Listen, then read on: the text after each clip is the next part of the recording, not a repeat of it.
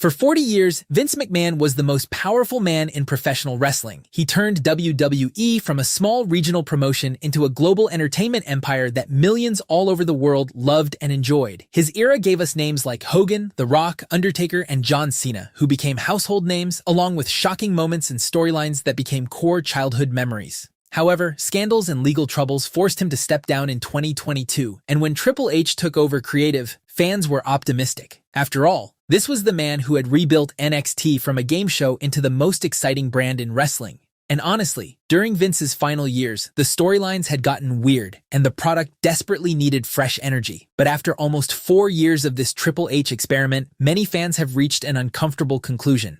WWE was better under Vince McMahon. It wasn't perfect. It wasn't always good, but it was better under Vince. And as someone who's been watching wrestling for almost 3 decades, I want to break down exactly why that is. Vince McMahon understood something fundamental about professional wrestling that Triple H seems to have forgotten. Fans don't come to WWE shows to watch gymnastic routines. They come to see larger-than-life characters doing larger-than-life things. I mean, think about the names that defined Vince's era. The Undertaker was an undead phenom who had supernatural powers and couldn't be beat at WrestleMania.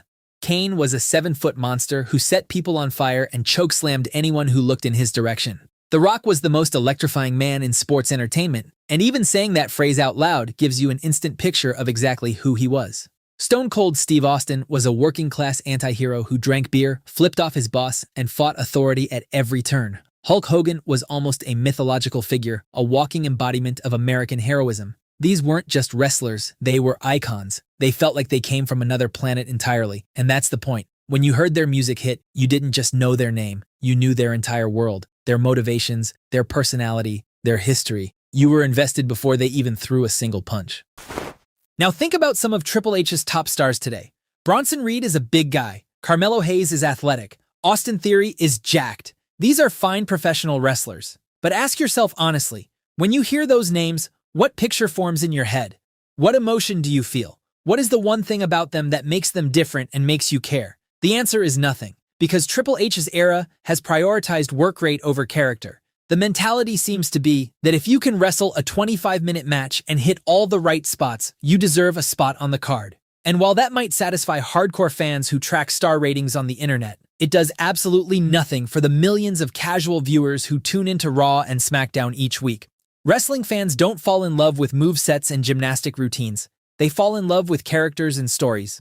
Randy Orton didn't become a legend because he could do submission holds and flips. He became a legend because he was a sadistic viper who had no moral code and no limits. The legend killer gimmick gave him a reason to exist, a story to tell, enemies who mattered. Triple H himself didn't become a main event player because of his matches. It was because of his DX antics, his feuds with The Rock and HBK, his obsession with doing everything it took from marrying the boss's daughter to betraying his best friend to get to the top of the industry. The irony is brutal. The man who benefited most from character-driven storytelling is now running a company that has abandoned it entirely. And until WWE rediscovers what made stars like Taker, Hogan, and Austin iconic, no amount of 5-star matches will fill the void. They will just be forgotten a week later. Which brings us to an underrated skill Vince possessed that Triple H completely lacks.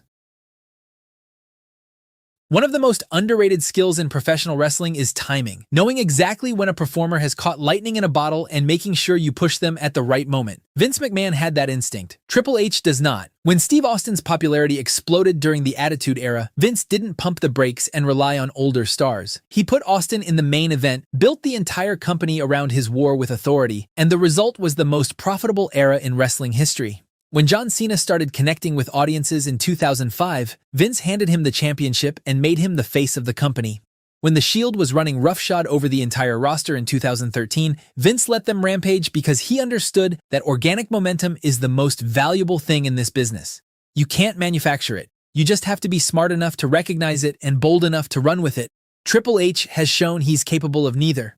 LA Knight is the most glaring example. From mid-2023 through 2025, Knight was arguably the most organically overperformer on the entire roster. Every arena erupted the moment his music hit. Fans were practically screaming at Triple H to give this man a world title program. And what did he do?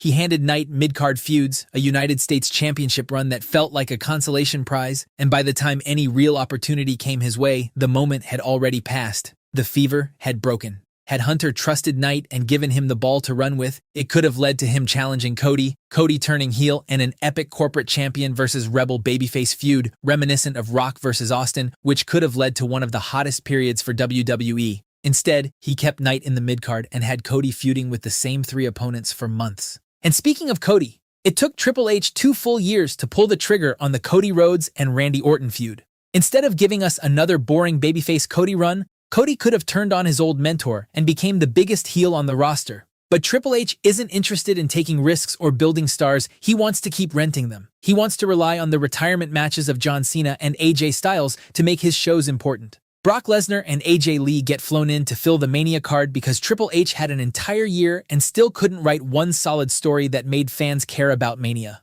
Leaning on old legends as your primary source of star power is an admission that you have failed to create any of your own.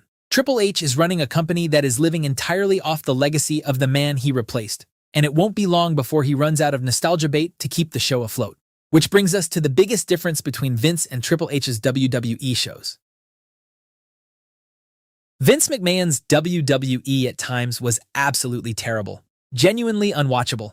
The 2019 product with Roman Reigns eating dog food, the Bobby Lashley, Rusev, and Lana love triangle, the endless Baron Corbin segments, it was a chore to sit through, and that's an important thing to acknowledge because this isn't about pretending Vince was flawless. But here's the difference. When Vince was bad, he was spectacularly bad, and when he was good, it changed the world. The Attitude Era didn't just make wrestling popular, it made wrestling the hottest thing in America. Steve Austin versus Vince McMahon was must-see television for people who had never watched a single match in their life.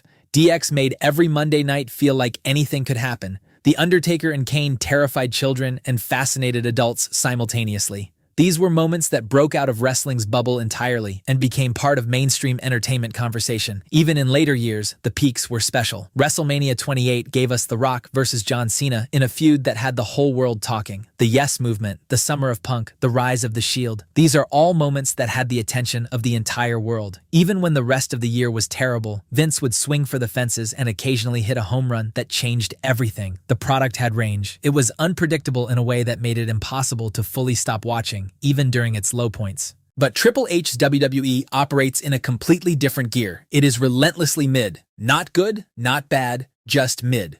4 matches per pay-per-view, each around 20 minutes, all technically good, but none particularly memorable. He plays it safe constantly, seemingly terrified of alienating any segment of the fanbase. The handling of shock moments perfectly illustrates this problem. When Brock Lesnar ended The Undertaker's undefeated streak at WrestleMania 30, it was one of the most controversial decisions in wrestling history. Fans were genuinely upset, but something real came out of it. Lesnar became the most feared name in wrestling overnight.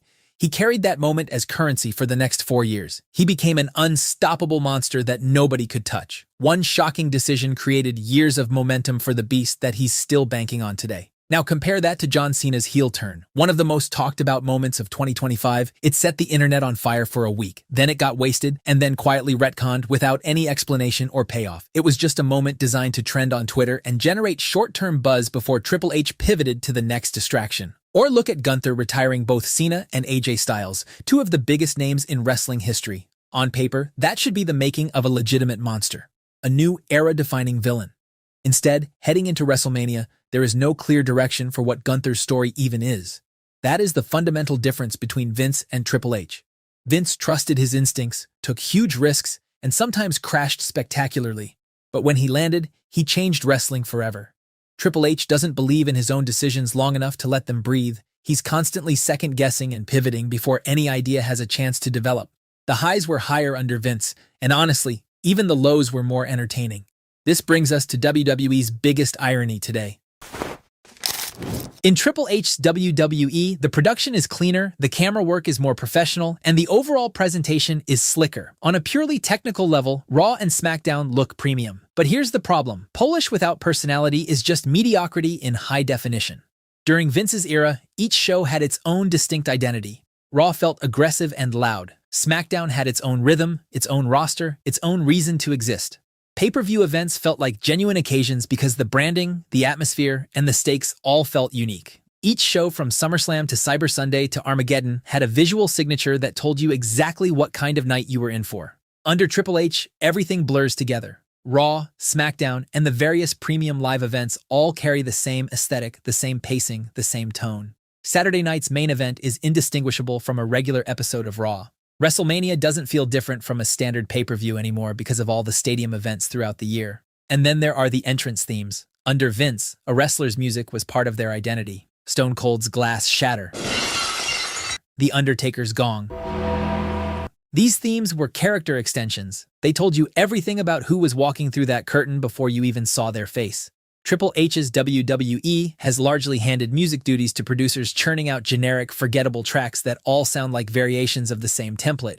Wrestlers themselves have publicly complained about it, and yet nothing changes. The result is a show that looks expensive but lacks soul. And this brings us to the biggest factor that separated Vince McMahon from Triple H. For all of Vince McMahon's flaws, he understood one thing clearly. The wrestling ring is sacred. It deserves respect. That respect has been completely abandoned under Triple H. Walk into a WWE event today, and the first thing you notice is everything plastered with sponsor logos. From the ring to the Money in the Bank briefcase, what was once a clean, iconic presentation has been turned into a billboard. Vince ran a commercial enterprise too, but he understood that the moment your ring starts looking like a NASCAR vehicle, you have crossed a line that undermines the entire product's credibility. But the advertising is just the beginning of how Triple H has turned his back on the fans who built this company, because ticket prices have reached levels that would have seemed unthinkable even 5 years ago. WrestleMania 42 in Las Vegas features floor seats priced at nearly $9,000. The worst seats in the building will cost close to $1,000. These are standard tickets for working families who have followed this product their entire lives and simply want to attend wrestling's biggest night with their wife and kids. The people who built wrestling's fan base from the ground up, the families who drove hours to see their favorite superstars, the kids who saved up birthday money for ringside seats have been priced out entirely. WWE has decided it would rather sell fewer tickets to wealthy clients than maintain the passionate audience that made this product a cultural phenomenon.